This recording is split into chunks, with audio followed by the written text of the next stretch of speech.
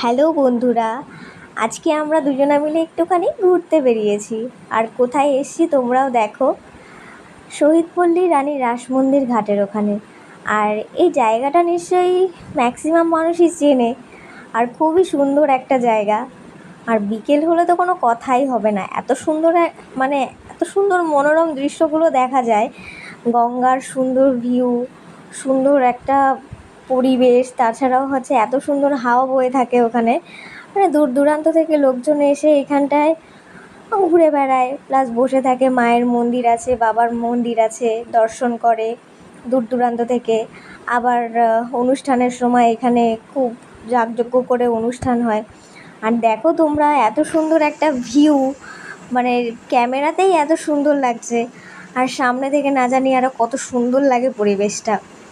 তোমরাও একদিন এসো, এসে সবাই মিলে একটু ঘুরে যেও। দেখো জায়গাটা খুবই সুন্দর, তোমাদেরও খুবই ভালো লাগবে আশা করি। যারা যারা এসেছো তাদেরও খুব ভালো লেগেছে, আমি তো তাই মনে করি।